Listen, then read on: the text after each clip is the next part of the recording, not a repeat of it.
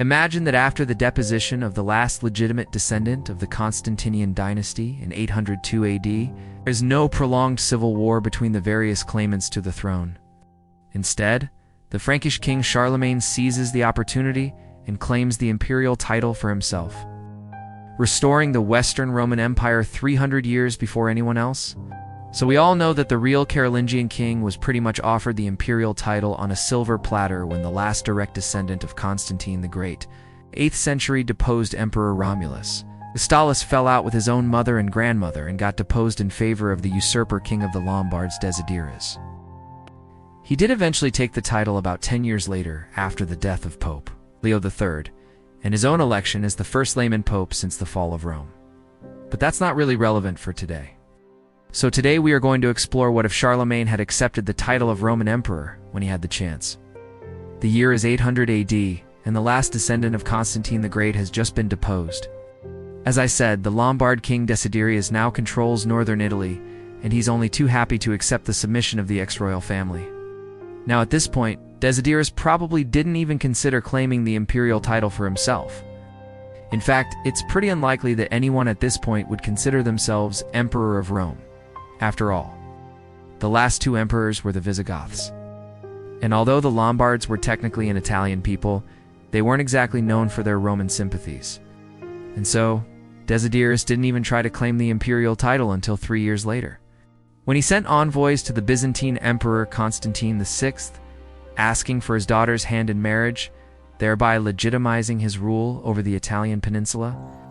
In our timeline, the Byzantines refused, but also didn't really consider it an issue when Desiderius instead married a Frankish princess and adopted the imperial title anyway. However, in our alternate timeline, Charlemagne has designs on the former Western Roman Empire, and he marches on Rome in person to depose Desiderius. Desiderius might have hoped that the Franks would be more interested in looting than ruling, but Charlemagne is actually a pretty competent administrator. Even though he isn't a Roman, he knows that in order to rule over the Italian peninsula, he needs to at least pretend to be. Once he steps into Rome, he grabs the imperial title, which means he has to marry someone from the old royal family to legitimize his claim. Charlemagne might have missed out on the royal sisters, since they were already married, but no worries.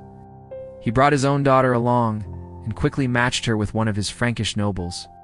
This transformed the Frankish court into the new Roman court, kicking off the Carolingian dynasty's 200-year rule over Western Rome.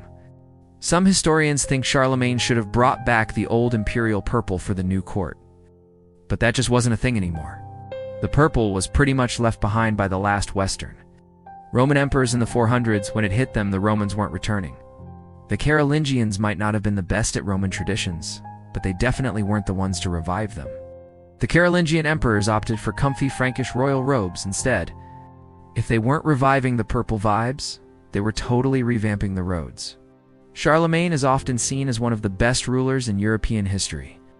What's cool is that, unlike a lot of other kings, he really stuck to his promises. So when he made an agreement with the bishop of a city to rebuild its roads, he actually did it. His court was also very pro-Roman, containing many Romans who had fled to his kingdom from the various disasters that had befallen Italy in the previous centuries. Many of these Romans were educated in the classical arts and sciences and served as the foundation for the Carolingian Renaissance, a cultural movement in the Frankish Empire aimed at reviving classical Roman culture. It promoted education, literature, art, and architecture, which actually contributed to the preservation of Roman knowledge during a time when literacy across Europe was around 10%. But unfortunately, the revival of Roman culture didn't translate into a revival of Roman power. The truth is that, even though the Carolingian emperors ruled over a vast territory that roughly matched the former Western Roman Empire, they never really controlled all of it at once. First of all, the empire consisted of 3 separate blocks: Neustria, Austrasia, and Bavaria, which, while nominally under Carolingian control, enjoyed a great deal of self-governance. Second, the empire was bordered on all sides by enemies: Saxons to the north, the Danes to the east, the Arabs to the south, and the Lombards to the west. This meant that a great deal of the Carolingian military was spent on the borders, and that any attempt to project force into Italy would likely result in invasion from one of the other directions. It also didn't help that the further away the various regions were from the heartland of the empire, the less willing they were to pay taxes to support a central authority, especially considering that the local nobles often benefited from being on the border. That's why the Carolingian emperors were often forced to rely on foreign mercenaries for their armies, which in turn led to a lot of instability.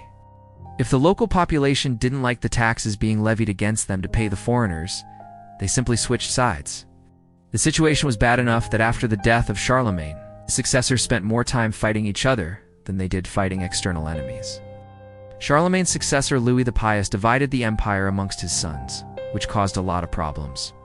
His eldest son Pepin was given the Neustrian Frankish kingdom, which contained the majority of the population and the wealth of the empire, but only half of the military. Louis became emperor, but he only got Austrasia. They had most of the military, but just half the people, and barely any wealth. And then their youngest brother, Lothar, was given Bavaria, which contained neither population, nor wealth, nor military might. To make things worse, Pepin was unpopular and largely ineffective, whereas Lothar was incredibly popular, which meant that whenever the brothers went to war with each other, it was usually Lothar who came out on top.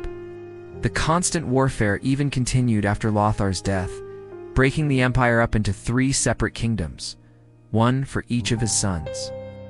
Eventually, the descendants of Pepin would go extinct, and the descendants of Lothar would inherit the entirety of the former Carolingian territories, including Rome. But by this point, the Western Roman Empire was essentially a memory. While the idea of restoring Rome was popular in the Carolingian court, the reality was that the Western Roman Empire was a victim of its own success. Rome was at the center of an empire that spanned from the Atlantic Ocean to the Persian Gulf. And when the empire collapsed, those regions were lost. Unlike the Eastern Roman Empire, which was able to hold on to their Mediterranean possessions, the Western Roman Empire had expanded beyond where its cultural sphere of influence lay. And when the empire collapsed, those peripheral regions became independent. In fact, the only way the Western Roman Empire could have possibly survived would have been to completely change its character, either by adopting the decentralized nature of the Germanic kingdoms, or by moving its capital somewhere in the Mediterranean, where it would be easier to defend. But neither of those options would have been appealing to the Roman aristocracy, and so Rome was effectively dead. When the Western Roman Empire fell in our timeline, there was a collective sigh of relief across Europe. The reality was that despite their failings, the Romans were the best option for keeping the barbarians at bay. And now that they were gone, it was every man for himself. In fact, within 50 years, the Lombards had conquered most of northern Italy. The Visigoths had conquered most of southern Gaul, and the Huns had conquered most of the old Roman provinces in the east. The era of good feelings towards the Romans only began when the Carolingians came along and ushered in an era of peace and stability to the region. In fact, it was precisely because the Carolingians were so effective at resisting outside invasions that the Roman nostalgia began. Had Charlemagne accepted the imperial title in 800 AD, it's entirely possible that the Carolingians would have become the new Roman emperors without ever setting foot in Italy. So what if Charlemagne had accepted the imperial title in 800 AD? Well, honestly, it wouldn't have changed much at all. Sure, the coronation might have taken place in Rome instead of Aachen, but the empire was still centered in the north, and Rome was still a relatively unimportant city. The coronation might have given the Carolingians a little bit more prestige, but it would not have changed their priorities, or their policies, or how they interacted with the rest of Europe. And so the Carolingian Empire might have looked a little bit different, but it still would have fallen apart in roughly the same way. Thank you so much for watching. Hope you learned something new. If you did, please subscribe.